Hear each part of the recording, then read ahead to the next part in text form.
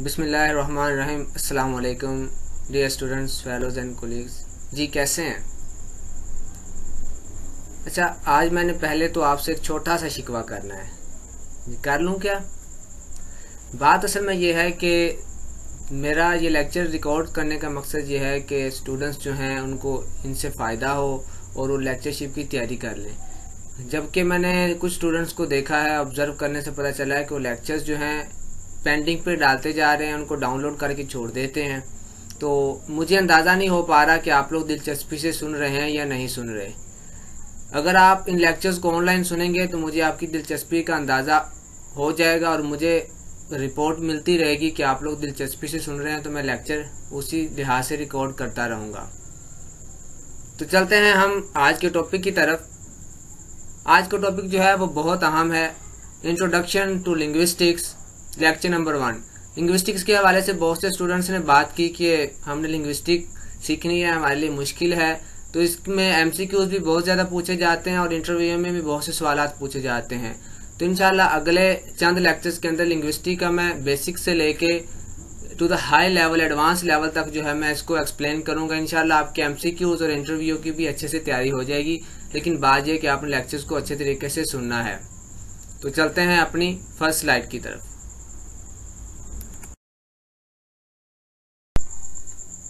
So the students, our first term is about language. The basic purpose of the language is to convey our ideas, our thoughts to the other person or the community. According to the definition, the system of organized speech sounds by which we share our ideas, thoughts and emotions with other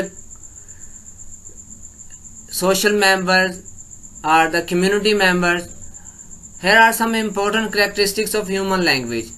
यहाँ पे मैंने कुछ human language की characteristics लिखी हैं जो कि MCQs में बार बार पूछी जाती हैं। वैसे तो बहुत ज़्यादा, लेकिन यहाँ पे मैंने एक दो ही लिखी हैं। आर्बिट्रेरीनेस। आर्बिट्रेरीनेस का मतलब होता है without any logic, without any reason. Language का कोई भी वर्ड जो होता है वो जब लैंग्वेज में दाखिल हो जाता है, डिक्शनरी में हो जाता है, तो वो बगैर किसी रीजन के होता है। जुबान बगैर किसी रीजन के बनती है। हमारे पास वर्ड चेयर है, फैन है, तो इनके बनने के पीछे कोई रीजन नहीं है कि इसको चेयर क्यों कहा जाता है। कन्वेंशनल है। ये जुबान एक दौर से दूसरे दौर तक जो है कल्चरली ट्रांसमिटेड है, चलती आ रही है, दूसरों तक पहुंचती है। सोशल फिनोमिना है, सोसाइटी के अंदर इंटरलिंक करने के लिए। The second important term is linguistics. The scientific study of any language is called linguistics. किसी भी जुबान की जब हम साइंटिफिकली स्टडी करते हैं तो वो लिंग्विस्टिक होगा। The word linguistic is combination of two Latin word lingua and sticks. Levels of linguistics. The first one is phonemes. The smallest meaningful unit of sound system is called phoneme. जब भी हम एक sound अटर करते हैं, जुबान से निकालते हैं, प्रोड्यूस करते हैं, जो सबसे छोटा मीनिंगफुल यूनिट होता है ना, वो हमारे पास फोनीम होता है। आगे है morphology. Morphology is the study of word formation. एक लफ्ज किस तरह से बनता है, उसमें रूट वर्ड कौन सा है, अनबैलेंस्ड दो लफ्ज हैं, दो टुकड़ों से मिलकर बना। अब इसके अंदर सिलेबल भी होंगे। एक लफ्ज का जो सबसे छोटा टुकड़ा होता है ना, उसको हम कहते हैं मोफीम। तो इस इल्म को मोफोलॉजी कहते हैं। Morphology tells us how different phonemes at combine to make a word. आगे हमारे पास है सेंटेक्स। सेंटेक्स का ध्यान में रखना है कि सेंटेंस स्ट्रक्चर को डिस्कस करता है। Syntax is the study of sentence formation. In syntax we study how different words are combined, कि लफ्ज आपस में किस तरह से जुड़े होते हैं एक साइंटिफिक प्रोसेस के तहत। आगे सेमेंटिक्स। सेमेंटिक्स जो होती है ये स्टडी ऑफ मीनिंग्स होती है। As you can see on your screen, semantics is the study of meaning structure.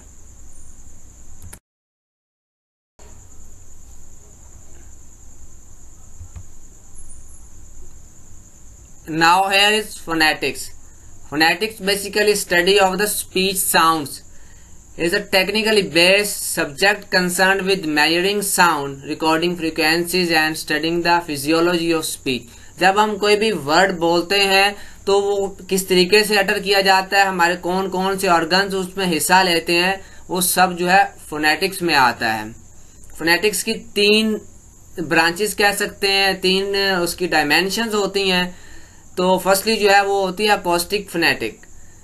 Acoustic phonetics जो है वो प्रोडक्शन ऑफ साउंड पे काम करती है। Studies the properties of sound as consequence of variation in air pressure. Medium क्या use हो रहा है, साउंड किस तरह से प्रोड्यूस हो रहे हैं, उनकी प्रॉपर्टीज क्या है, तो ये सारा अकोस्टिक फोनेटिक्स में आएगा। उसकी साउंड की पिच क्या है। Second one is articulatory phonetics. जो आर्टिकुलेटरी फोनेटिक्स है, जैसे आर्टिकुलेट, जैसे हम वर्ड को जैसे उसको बना रहे हैं, उसको प्रोड्यूस कर रहे हैं, जनरेट कर रहे हैं, आर्टिकुलेट कर रहे हैं। Transmission of sound studies the process by which we articulate speech sound and describes them in terms of organs involved in their production. जब हम कोई भी वर्ड प्रोड्यूस करते हैं, आर्टिकुलेट करते हैं, तो हमारी जुबान, दांत, होंठ और इवन के हमारे जो फेफड़े हैं, लंग्स हैं, उसमें कैसे हिस्सा लेते हैं। तो इस स्टडी को आर्टिकुलेटरी फोनेटिक्स कहते हैं। आगे हमारे पास ऑडिटरी फोनेटिक्स। ऑडिटरी फोनेटिक्स असल में ये परसेप्शन ऑफ साउंड है कि हमने साउंड को किस तरह से समझना है, उसको रिसीव किस तरह से करना है। Reception of sound is concerned with the perception of speech sounds. Next है हमारे पास आर्टिकुलेटरी फोनेटिक्स में जो प्लेस ऑफ आर्टिकुलेशन है, किस तरह से हम वर्ड जो है वो आर्टिकुलेट करते हैं, किस किस जगह से। तो जो हमारे पास फर्स्ट वन है वो है बाइलेबियल, यानी दोनों होठों के मिलने से जो वर्ड्स प्रोड्यूस होते हैं। ये आपने ध्यान में रखना है कि बाइलेबियल कौन सा होता है। जो हमारे दोनों लिप्स हैं उनको मिलने से जो प्रोड्यूस होता है। आप प्रोड्यूस करें फ,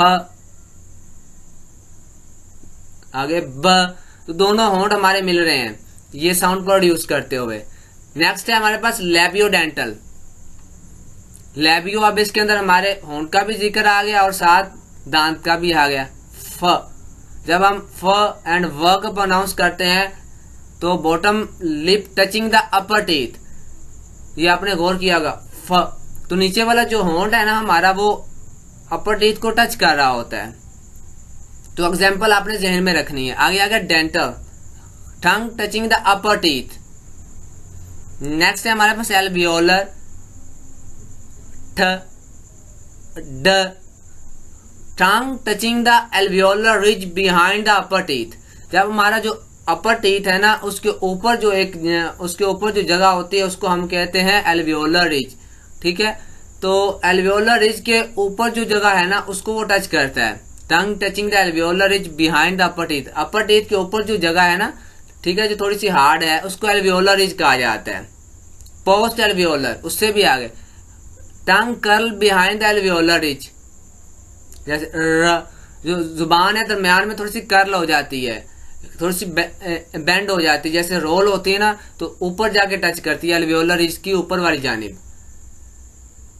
आगे फ्लैटो एल्वियोलर, ये साउंड है ज, जग, छ, चैट, चार्ट। तो ये जो वर्ड हमारे पास छ साउंड है, ये टी और साथ एक साइन बनाओ छ। Tongue touching both the hard palate and the alveolar ridge. Hard palate जो ऊपर है, सॉफ्ट पैलेट से ऊपर है, और एल्वियोलर रिज जो है हमारे टीथ के बिल्कुल साथ होती है। तो ये साउंड आप इसको प्रोड्यूस कर सकते हैं। नेक्स्ट साउंड है हमारे पास पैलेटल साउंड, श, श sound, middle of the tongue against the hard palette, श। तो जुबान का जो दरमियानी हिस्सा है वो हार्ड पैलेट के अगेंस्ट में चलता है। श, य, जब हम ये प्रोनाउंस करते हैं। आगे वेलर, ख, ग, इंग, back of the tongue against the soft palate और वेलम। जो जुबान का पिछला हिस्सा है ना, वो उसके ऑपोजिट साइड पे जाता है, जो हमारे सॉफ्ट पैलेट है, एल्वियोलर रिज से ऊपर। आगे ग्लोटल, ह, ह, formed in the space between the vocal folds are glots। अब ग्लोटिस के दरमियान और वोकल फोल्ड, ये बिल्कुल हम इस सांस को पीछे खींच रहे हैं और इस जुबान किसी से को टच नहीं कर रही, हाँ, तो पूरा हिस्सा जो है बिल्कुल खाली होता है।